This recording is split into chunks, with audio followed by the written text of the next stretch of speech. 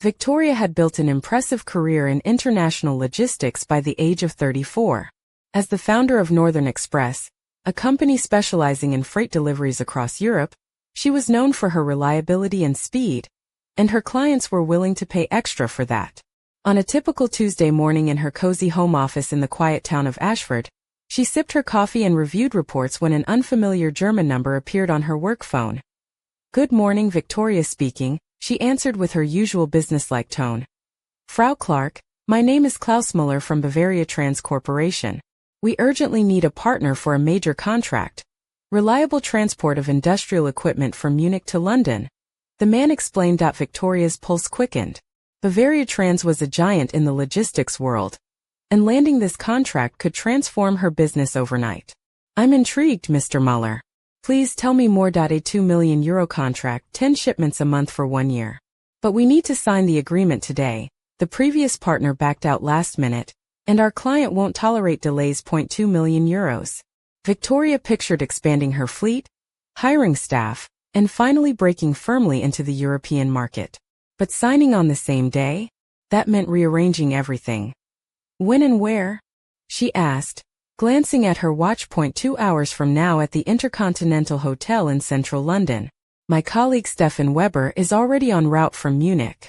If you're agreeable, we can finalize everything today. 10:30. If she hurried, she could make it. This was the chance of a lifetime. "All right, Mr. Müller. I'll be there." Hanging up, Victoria sprang into action. She strode to the corner of her office where a hefty steel safe stood. Inside were the originals of her licenses, company registration papers, and, most importantly, £50,000 in cash she'd been saving to buy a warehouse. Now that money would serve a different purpose. A down payment for the contract, usually about 10% of the deal's value. Her hand reached for the neat bundles of banknotes, when voices echoed from the hallway. "Victoria, are you home?" "Called her husband, David. In the office," she replied, continuing to gather the documents. David appeared in the doorway, followed by his mother, Margaret. The older woman looked pale, clutching the doorframe. "Margaret isn't feeling well," David said worriedly. "Her blood pressure spiked, and the doctor advised against any travel today." Margaret nodded weakly.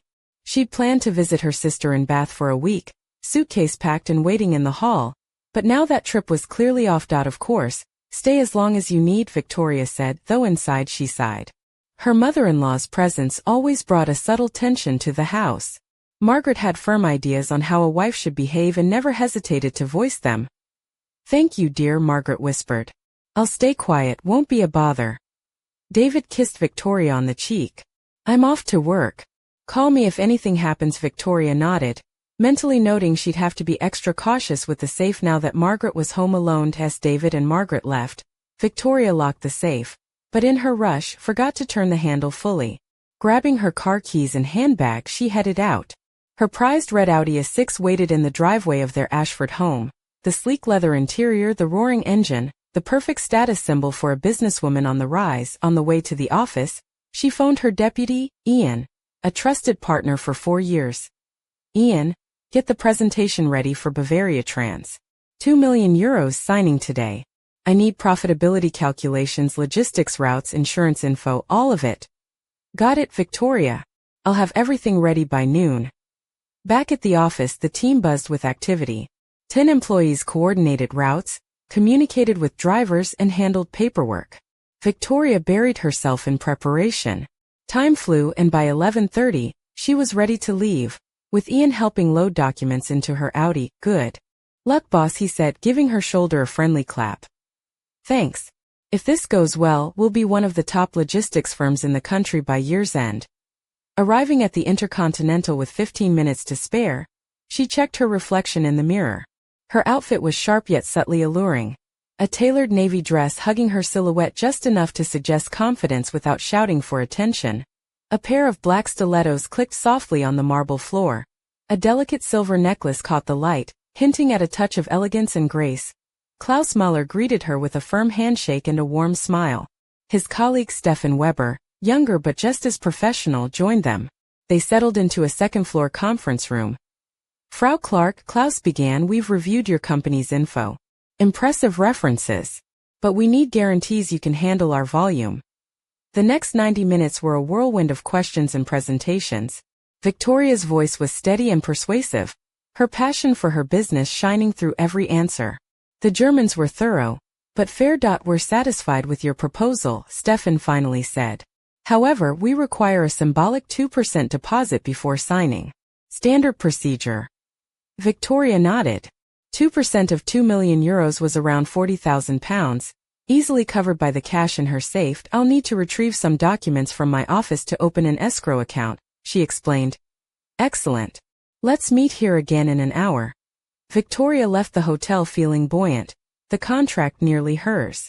On the drive home, her phone rang. It was her neighbor, Mrs. Thompson, a kindly but nosy woman who often kept watch on the neighborhood. Victoria, dear, sorry to bother you, she said breathlessly. But this morning I saw someone carrying a large heavy bag from your house to your car. They struggled with it and kept glancing around. At first I thought it was you, but the gait was different.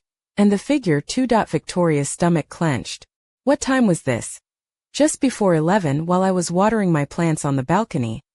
Thanks for letting me know, Victoria said, trying to keep calm. David had left earlier and Margaret was home alone. Who could have been lugging a heavy bag to her car? Her mind raced back to the safe. Had she locked it properly? The memory was fuzzy, it had been hectic. She pressed the accelerator, eager to get home and check. Too much was at stake. Her prized money, her business future. Everything depended on that safe. Pulling into the driveway, Victoria froze. Her red Audi was gone. She'd left it there that morning. Parking the company car, she hurried inside. Margaret. Silence. Her heart pounded as she approached the office and the safe. The door was closed, but the handle turned too easily, far too easily for a secure safe. With trembling hands, she yanked it open. The cash compartment was empty. The documents remained, but the £50,000, her savings for the warehouse, her security deposit for the contract, had vanished. Staring at the empty safe, the room seemed to still around her. The weight of betrayal sinking in, she searched frantically. Drawers, shelves, under the sofa. Nothing. With shaking fingers, she dialed Margaret's home phone. No answer. Tried again. Still silence. Perhaps Margaret was too unwell to answer. She tried the mobile voicemail. She called David. No answer. Then his work number. A voice she didn't recognize answered. David Clark is on sick leave today. His wife is ill. Victoria's breath caught. She was perfectly healthy, and David had left for work that morning. Did he call you? She asked. About 10:30. Said there was an emergency at home. That was the exact time Mrs. Thompson had seen the stranger with the heavy bag. Victoria's mind spun. She called Ian urgently. I can't reach David or Margaret. Something's wrong. I need your help. I'm on my way, Ian said. While waiting, Victoria searched the house again. Margaret's room was neat, the bed made, but the suitcase for bath was missing. Why had she packed if she wasn't going? No winter boots or coat in the hall. Odd for a chilly day. Ian arrived in 20 minutes, immediately sensing the crisis. Victoria recounted everything. Ian frowned. Sounds suspicious. But maybe they left together without telling you. And why would David lie about you being sick? She asked. Ian shrugged. Let me try calling again. No luck. Victoria sank onto the sofa. I have a meeting in half an hour with the Germans. But no deposit money. They'll think I'm a fraud. How much do you need? £40,000. I don't have it. Can you ask for a delay? Explain the situation. What? That my mother-in-law stole from me and my husband disappeared. They'll think I'm crazy. Ian's phone buzzed. He frowned. It's Max from logistics. He's at the Megapolis shopping center. Saw a red Audi A6, looks like yours, with an older woman driving. About 1 o'clock. Victoria's face flushed. Margaret took my car. And the money? Ian was silent, pondering. Why? She has a pension. David earns well. You don't know my mother-in-law, Victoria said bitterly. She thinks the world owes her, especially me. Everything I have belongs to the family, and by family, she means her son and herself. She paced the room, anger and despair clashing inside her. I need to call the Germans and ask for a delay. She said that I'll come with you. Ian offered that on the way. Victoria pieced together the clues. Margaret had feigned illness, cancelled her trip, waited for everyone to leave, then made her move. But how did she know about the safe's contents? Then Victoria remembered. She discussed a large bank deposit over the phone in the living room last week. Margaret was watching TV nearby. Ian, she planned this, Victoria said grimly. Your husband is involved? Maybe not. Maybe she lied to him too. They arrived at the hotel, Victoria already late. At the front desk, the receptionist checked. Mr. Muller and Mr. Weber checked out an hour ago. Victoria's heart sank. They left? They left a message saying they can't wait any longer and are flying back to Munich. She gripped the counter to steady herself. The contract, her dream, slipped through her fingers. Her reputation was at risk. Ian steadied her. Let's go. Nothing more to do here. Victoria felt hollow. In hours she'd lost money, a vital contract, and her trust in those closest to her. What now? She whispered. We go home and find out where your family is, Ian said firmly. Her phone rang again. She called David, but no answer. She even called Margaret's sister in Bath. No, she hasn't been here today, the woman said. We planned for tomorrow. Victoria's mind reeled. Another lie. Back home, she inspected the safe surroundings. Scratches on the carpet hinted at a heavy bag dragged away. The desk drawer was disordered, fingerprints on polished surfaces. Someone had been rifling through her papers. Someone searched your files, Ian noted. Looking for other accounts, maybe. I have corporate deposits, but they're untouched. Victoria changed all passwords and secured her accounts, frantically contacting the bank. Night fell. David and Margaret still missing. Ian, take me to the police, Victoria said. I'm reporting a theft. Are you sure? It's family. Family doesn't steal £50,000 from each other. On the way, her phone finally rang. It was David. Where are you? Where's your mother? He sounded confused. She said she had a heart attack, asked me to drive her to hospital. Hospital? In my car? Yes. She's at St. Nicholas Hospital. Victoria knew that hospital, far from the shopping center where her car was spotted. Did you see her after? Yes, she's in examination. I've been waiting 3 hours. Victoria urged him to ask the nurses. Footsteps. There's no Margaret Clark admitted here, the nurse said. The truth hit like a punch. Margaret had faked illness, used David for an alibi, and gone shopping with Victoria's money and car. David's voice shook. Where are my mother's keys? At her place, Victoria said. She said she'd get home when done. They rushed home. Margaret was there, looking well and carrying expensive shopping bags. The leather purse alone tagged at £1,200. Victoria's voice was cold. Where did you get all this? Medicine and groceries, Margaret said, nervously closing a bag. Victoria peered inside. That purse is from Harrods. Medicine doesn't cost that much. Margaret faltered. It's a gift for a friend's birthday. David appeared puzzled. Where are my car keys? Margaret avoided the question. I don't know. Victoria's gaze hardened. Who's driving my car then? And where are my £50,000? David looked between them, realization dawning. Victoria pulled out her phone, recording. Margaret, you lied about your health. You asked David to drive you to the hospital, but you weren't there. Instead, you went shopping with my money. Margaret's face twisted with rage.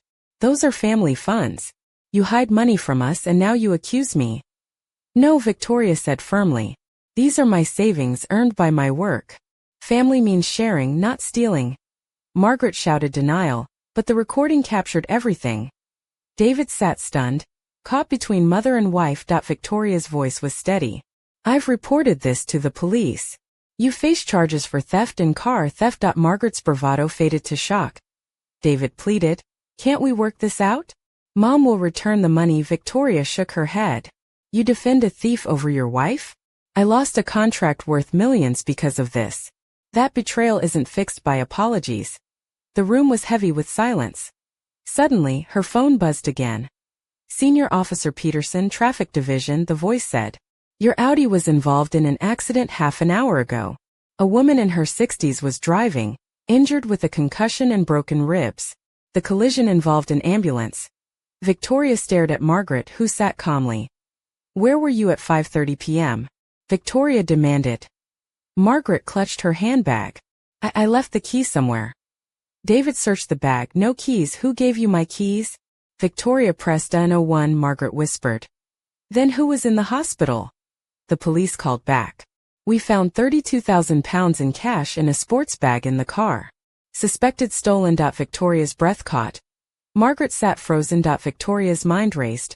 Margaret had involved someone else in her crime. The story wasn't over, and the consequences were only beginning. Victoria's eyes narrowed as the cold truth settled over the room like a thick fog. The woman sitting before her, the mother-in-law she once tolerated, was no longer just a thief. She was a mastermind behind a tangled web of deceit that now stretched far beyond their family home. That woman in the hospital, Victoria said quietly. Who is she? Margaret's lips trembled. Her name is Teresa. Teresa Blake. She's my friend. Victoria's voice sharpened. You dragged an innocent person into your mess. You put her in that car with my stolen money in my car. She's in hospital because of you. Margaret's facade crumbled, tears spilling over. I didn't mean for this to happen. I only wanted to help the family. Help? Victoria scoffed. You call stealing £50,000 and endangering lives help? David sat silently, the weight of his mother's actions pressing down on him. He looked from Victoria to Margaret, lost in a storm of guilt and confusion. The phone rang again. This time David answered. Hello? What? No. Oh God. He hung up, his face pale. Teresa died. She didn't survive the injuries. A strangled cry escaped Margaret, collapsing to her knees. No. No, Teresa. Victoria felt a cold knot tighten in her stomach. The theft had already cost them everything. Now, a life was lost because of greed and lies. I have to go to the hospital, Victoria said softly, steadying herself. Ian, come with me. David remained seated, unable to meet her gaze. Margaret sobbed uncontrollably. The proud woman shattered T. St. Nicholas Hospital. The sterile white walls felt suffocating. Doctors gave grim updates on Teresa's condition, while Victoria's mind raced, piecing together the chain of events that had led to this tragedy. She thought about her sleek red Audi, once a symbol of her success and independence, now a crime scene. And the empty safe, the betrayal waiting quietly in her office.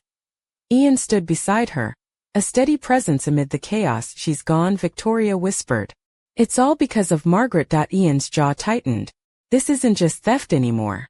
It's manslaughter. Back at the police station, the officers prepared to question Margaret. The evidence was overwhelming.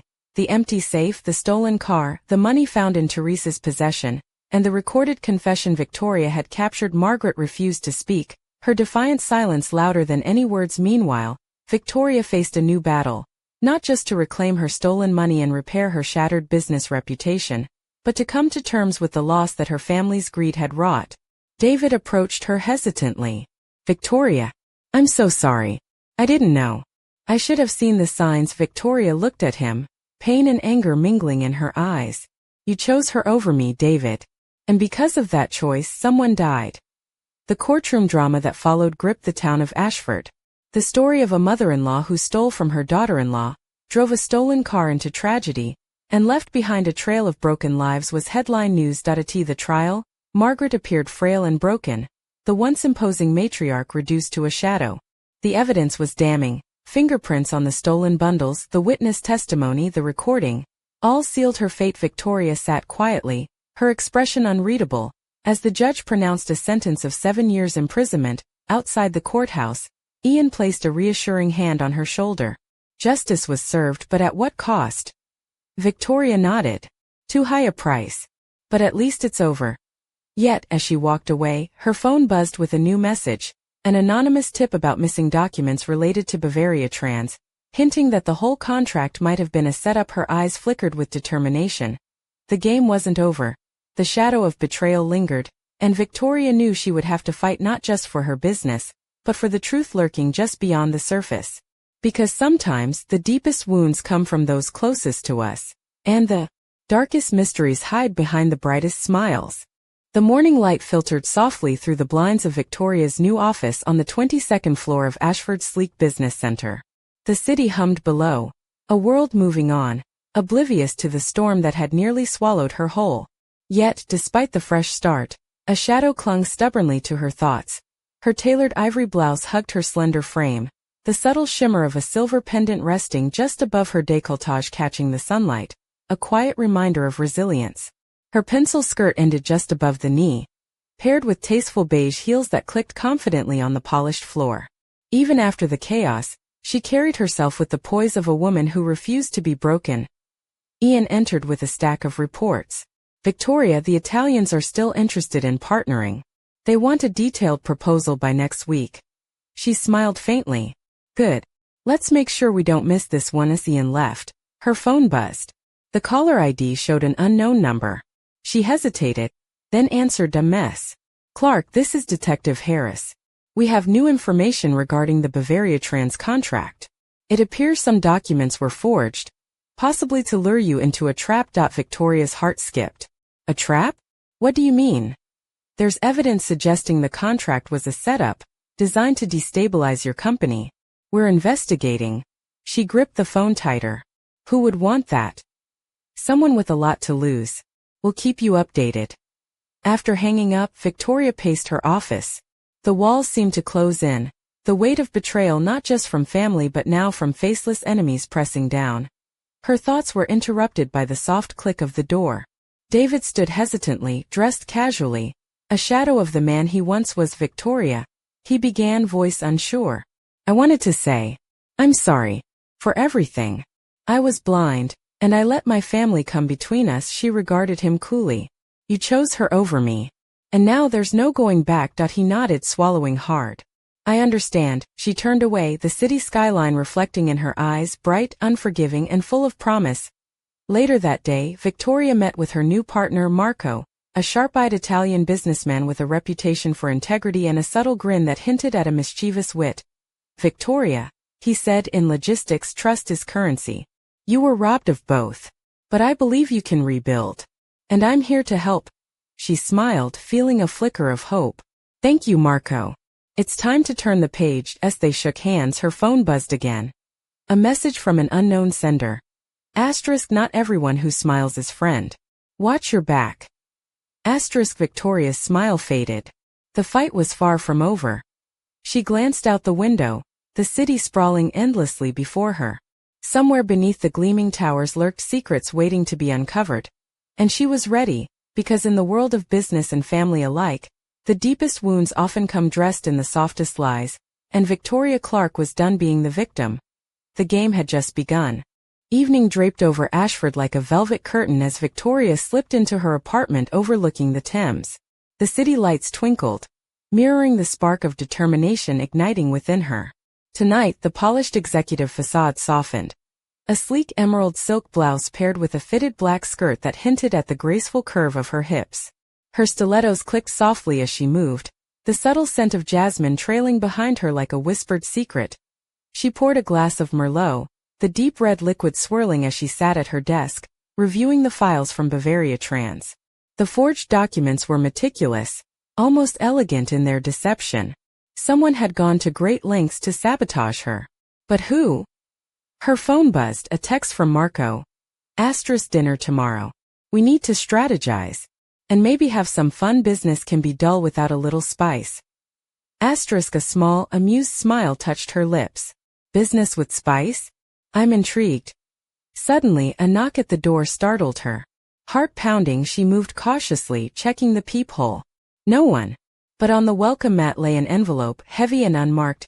Inside, a single photo. Margaret smiling slyly, stepping into a sleek black car, her stolen Audi, laden with bags from luxury boutiques. A note was scrawled beneath. Asterisk, you think you know betrayal? Think again. Asterisk, Victoria's breath caught. The past was not done with her. The next day at the office, the atmosphere was electric. The team buzzed with anticipation over the new Italian partnership. Yet Victoria's mind was elsewhere, the shadow of that cryptic message lingering. Marco arrived, his tailored suit and charming grin lighting up the room. Ready to shake up the logistics world. She nodded. More than ever. As they strategized, her assistant interrupted with a call. Victoria's brow furrowed as she listened, then hung up abruptly. That was Detective Harris. They've uncovered a lead on the identity of the person behind the forged contract. And? Marco leaned in. Victoria's eyes flashed steel. It's someone unexpected. Someone very close. The office door swung open suddenly. Ian stepped in face pale. Victoria, you need to see this. On the screen was surveillance footage from a nearby parking garage. A figure slipped into her stolen Audi, Margaret's distinct silhouette. But behind her, another shadowy figure lurked. Someone familiar to Victoria, someone she never suspected. Her voice barely a whisper. David? Marco's eyes widened. Family secrets run deep. Victoria felt a chill. Equal parts betrayal and resolve. The game was no longer just about business or stolen money. It had become a battle for truth, trust, and survival.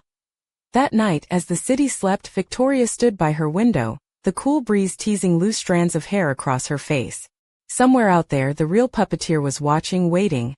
And Victoria Clark was ready to pull the strings.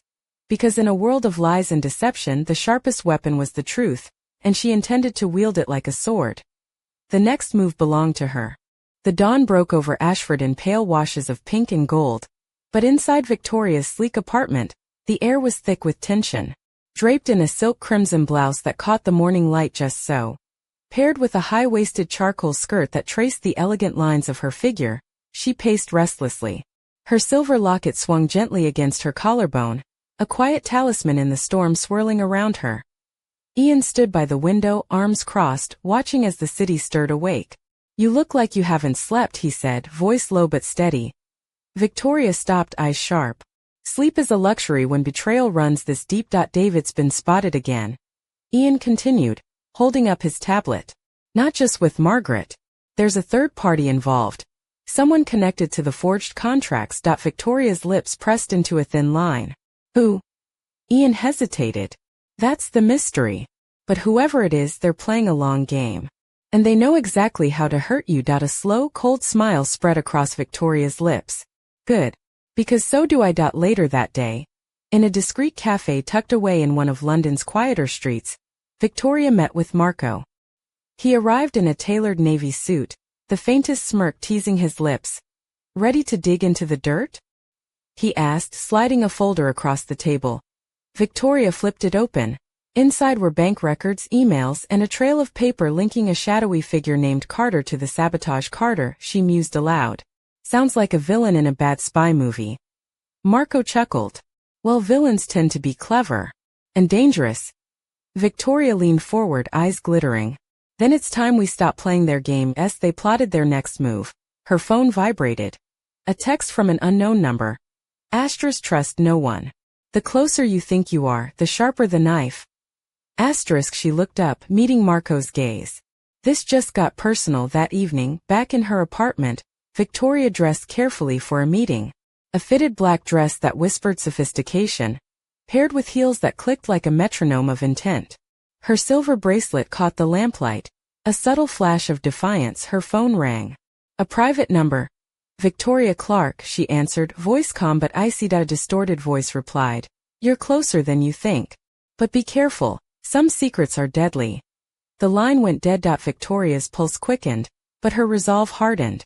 She wasn't just fighting for her business anymore. She was fighting for her life. Outside, the city lights flickered, shadows lengthened, and somewhere in the darkness, the game's final act was beginning. Victoria Clark was ready, and this time she would be the one holding the cards. The night air was crisp as Victoria stepped out onto the quiet London street, the soft click of her heels echoing beneath the glow of antique lampposts. Her midnight blue dress clung gracefully to her figure, the subtle shimmer of sequins catching the light with every step, hinting at a blend of elegance and steel. A delicate silver necklace rested just above the plunging neckline, adding a whisper of allure without betraying her steely resolve. She checked her phone again. The message from the mysterious caller had instructed her to meet at an address tucked away in the East End, a neighborhood known for its shadows and secrets. Victoria's breath was steady, but her mind raced. Trust no one. The warning echoed like a mantra as she approached the old brick building. Faded graffiti framing the entrance, she spotted a lone figure waiting beneath the flickering street lamp. A man stepped forward, mid-30s, sharp jawline, eyes that flickered with a mixture of cunning and caution. Victoria Clark, he said, voice low. I'm Detective Harris. You asked for answers. She nodded, folding her arms.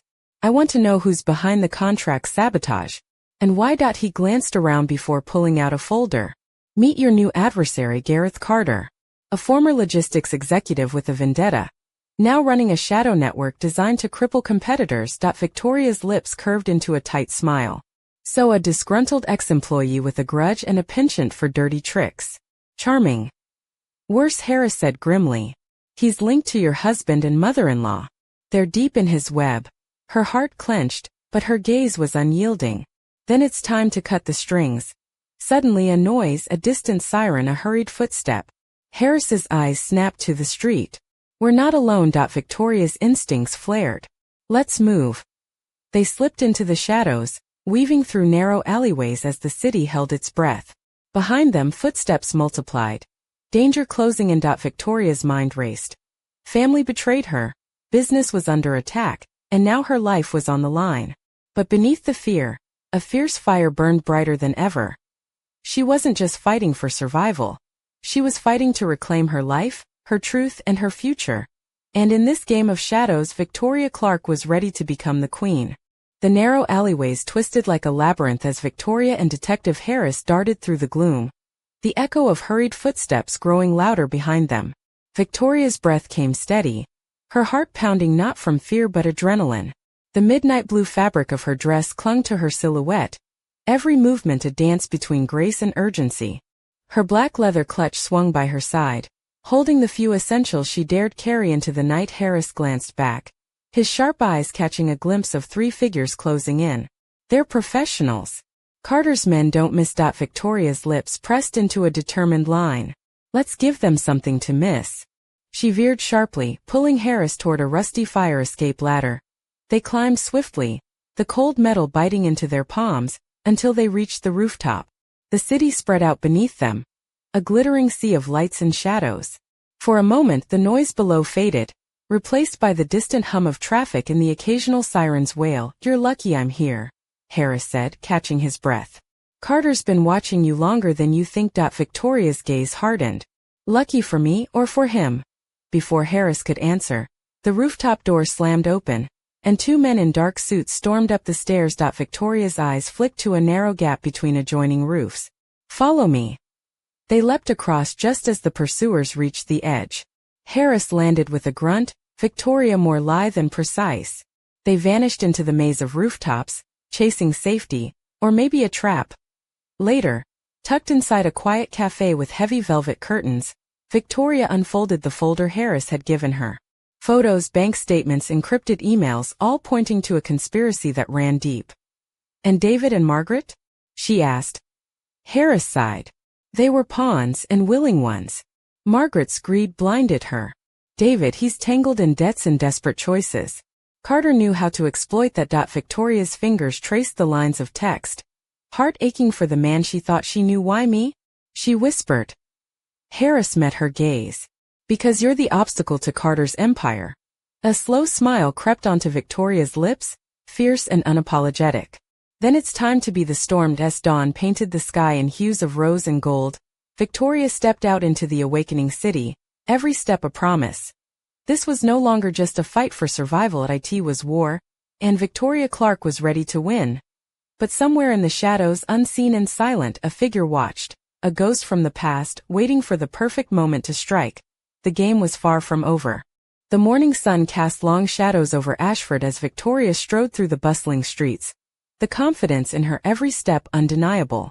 Her tailored cream blazer framed a sleek black dress that hugged her curves just right, the subtle glint of a sapphire pendant resting against her collarbone catching the light, a silent emblem of strength and determination.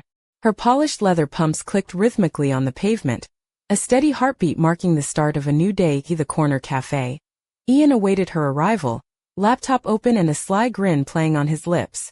You look ready to take on the world, he teased. Victoria smiled, sliding into the seat opposite him. After last night, I'm ready to take down an empire. Ian's eyes flicked to the screen. We've traced Carter's network further. He's got connections in high places, business, politics, even law enforcement. Her smile tightened. Figures. The deeper the roots, the darker the soil. Suddenly her phone buzzed. A message from an unknown number. Asterisk, you're closer than ever. But be careful, Carter has eyes everywhere. Asterisk. Victoria glanced up, meeting Ian's gaze. We need to move fast. That afternoon, in a sleek conference room overlooking the city, Victoria and Marco laid out their plan. The Italian's sharp eyes gleamed with excitement. "We expose Carter, cut off his allies, and reclaim your company's reputation. But it won't be easy." Victoria's voice was steady, laced with quiet fire. "Nothing worth winning ever is." As the meeting ended, her phone rang again. A call from David. Hesitant, guilty. "Victoria, I want to help. I was wrong." She paused, then said firmly, "Actions speak louder than words, David. Prove it." Later, alone in her apartment, Victoria stood by the window, the city lights shimmering below like a sea of possibilities. The sapphire pendant at her throat caught the light one last time before she tucked it beneath her blouse. The battle ahead would test everything: trust, loyalty, courage. But Victoria Clark was no stranger to the fight. And as the night wrapped around her like a cloak, she whispered to herself, "This time I hold the cards." Outside, in the shadows, someone watched and smiled. The game was far from over. The rain began to fall softly over Ashford as Victoria stepped out of her sleek car, the droplets tracing delicate paths along the fabric of her tailored charcoal trench coat. Beneath it, a deep burgundy dress whispered against her skin, the subtle slit revealing just enough leg to hint at both elegance and strength. Her leather boots clicked decisively on the wet pavement, each step echoing the resolve hardening within her. The courthouse loomed ahead, its grand stone pillars shrouded in mist, a silent witness to battles fought and justice sought. Inside, the atmosphere was thick with tension, whispers, wary glances, and the heavy weight of anticipation. Victoria's eyes scanned the room, settling briefly on David, sitting with slumped shoulders, the shadow of regret darkening his features. Across the aisle, Margaret's once proud demeanor had crumbled into a fragile mask of denial and fear. As the judge's gavel struck, silence descended. The trial unfolded with relentless scrutiny. Evidence laid bare, testimonies piercing the veil of deceit. Victoria's voice remained steady as she recounted the betrayal, the theft, and the consequences that rippled beyond their family walls. Outside, the rain intensified, mirroring the storm within. When the verdict was read, guilty on all counts, a collective breath was released. Margaret's collapse was swift, her world unraveling in the echo of justice served. Victoria stepped outside, rain mingling with tears she refused to shed. Ian approached, umbrella held steady, a silent offer of support. "Pass it over?" she asked, voice barely above a whisper. "For now," Ian replied. "But battles like these leave scars and sometimes new wars." Victoria nodded, the weight of victory tempered by loss. Her phone buzzed, a message from Marco. New opportunities await. Time to rebuild stronger. She smiled faintly, the first genuine warmth in days. "Then let's begin." As the rain washed the city clean, Victoria Clark walked forward, not as a victim but as a force reborn, ready to reclaim her future and rewrite her story. Yet somewhere beyond the horizon, shadows stirred, the game's final chapter still unwritten, the true reckoning yet to come. The soft hum of late evening traffic filtered through the floor-to-ceiling windows of Victoria's new office, perched high above Ashford's glittering skyline. She stood poised by the window, the silhouette of her slender figure outlined against the city's glow. Tonight, she wore a deep emerald-sheathed dress, its subtle sheen catching the light with every breath she took. A delicate silver bracelet encircled her wrist, its understated elegance a quiet testament to the woman she had become, resilient, refined, and unyielding. Her phone buzzed softly on the glass desk. A message from Marco. Meeting confirmed. New partners, new horizons. Let's show them what Northern Express can do. Victoria smiled, a flicker of anticipation lighting her eyes. As she turned, the polished hardwood floor reflected her confident stride toward the door. A door leading to a future forged from the ashes of betrayal. Ian entered, carrying a folder thick with proposals and contracts. "The Italians are impressed. They want exclusivity." "Good," Victoria replied, voice steady. "Exclusivity means trust. And trust is earned." She paused, fingers tracing the edge of the folder. "But I won't forget the lessons learned. Family, business, both require loyalty. Without it, everything falls apart." Ian nodded. "You've rebuilt more than a company, Victoria. You've rebuilt yourself." As the city lights flickered into the night, Victoria felt the weight of the past settle behind her like a closed chapter. Ahead lay new challenges, new alliances, and perhaps one day peace. But for now the game was hers to play, and play she would with every ounce of strength, cunning and heart she possessed.